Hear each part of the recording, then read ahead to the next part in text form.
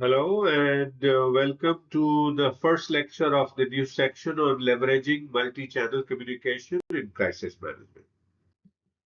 So in this section, we will help you learn about how to leverage multi-channel communication. And the first part in this lecture we will talk about is how can you use internal communication in leveraging that and to ensure basically employees receive timely updates. So let's understand that this lecture of internal communication to ensure employees receive timely update is a part of leveraging multi-channel communication of a bigger picture of how to master crisis communication. So let's get on with how to ensure employees receive timely updates. What do you think? What should we do? Before we do that, let's understand the importance of ensuring employee receiving timely update. Now, in a crisis situation, clear, timely and consistent communication is essential to keep employees informed, right? Reduce panic and maintain productivity among the employees. And a well-structured, internal communication strategy ensures that employees receive accurate updates in time from trusted sources. So that is the importance of ensuring employees receive timely update. Now take a look at what do we need to do to ensure employees receive timely updates. Right. So first thing is to establish a crisis communication plan, and we have talked about that in the last section. So before a crisis occurs, we need to have a structured plan that outlines how employees' updates will be communicated. And what are the key elements of this plan, crisis communication plan? First is, who will communicate, who communicates. And then you need to designate, as we saw in the last lecture, a crisis communication team with HR, leadership, and PR. Then we need to decide what channels will they use to communicate. Whose emails, internal portals, text alerts, meetings, etc. So that needs to be decided consciously. Third would be how frequently to update. You need to set up a clear update schedule, hourly, daily, as needed, right? Based on the crisis and severity and requirements. And finally, what tone to use. What the messages should be in, like what tone? Should they be in clear, factual, reassuring, which is obvious, plus anything else, right?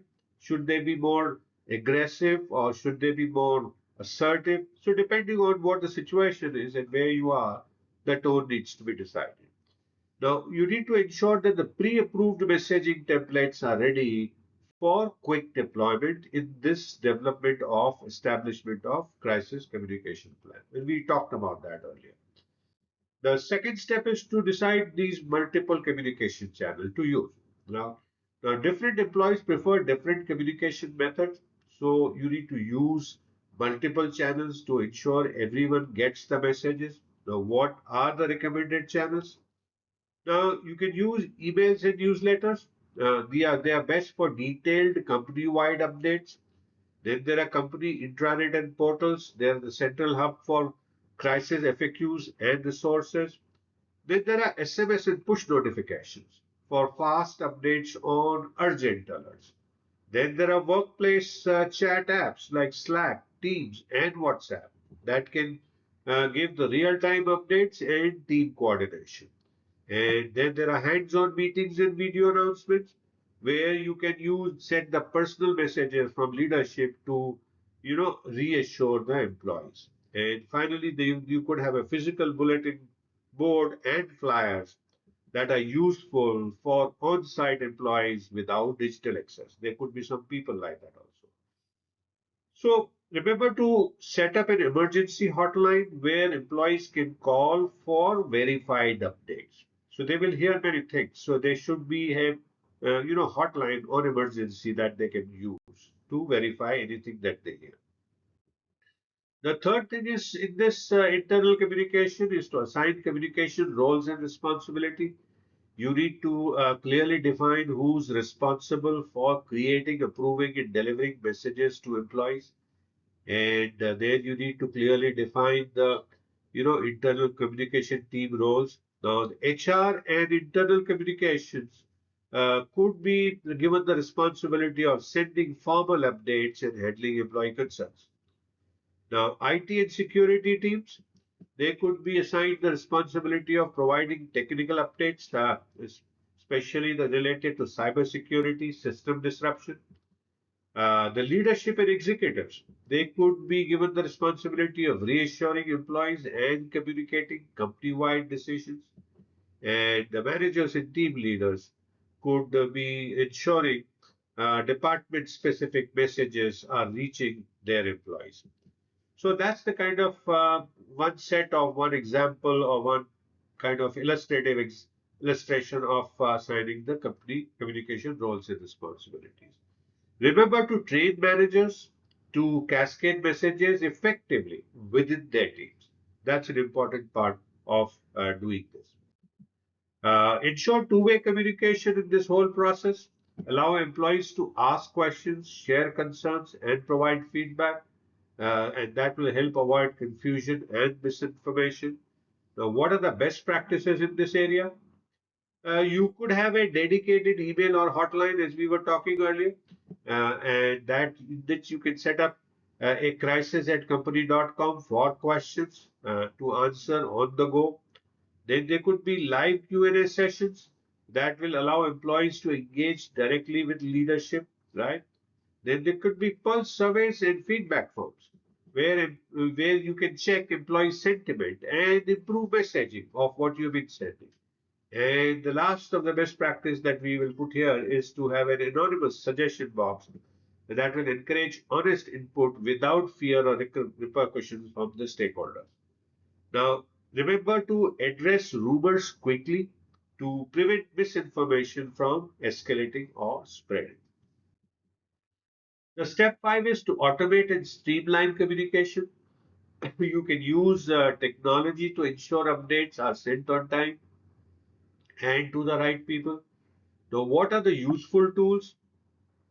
You could automate email systems like through MailChimp and Outlook, and there you could schedule and track messages. You could use mass texting services like Twilio, Everbridge, and there you can send SMS alerts to all employees. You could use workplace chatbots that will provide instant answers to FAQs. And you could have collaboration platforms like Microsoft Teams and Slack to pin important updates. So these are the various ways to automate and streamline communication. Now, note that you need to regularly test communication tools to ensure that they work during the crisis, that themselves don't become a crisis, right? So what are the final takeaways? First is to plan ahead. Have a structured crisis communication plan in place for the employees. Second is to use multiple channels, emails, chats, apps, SMS, and all hands messages. Third is to assign clear roles. HRIT leaders should coordinate updates. They should be talking the similar things, related things, and there must be role clarity among these people. The fourth would be to enable feedback loops, and in which you provide ways for employees to ask questions and share concerns. And in this whole process, you could leverage technology to automate and streamline messages for efficiency. So what do we do next now? So we are in the middle of looking at how to leverage multi-channel communication. We have looked at internal communication.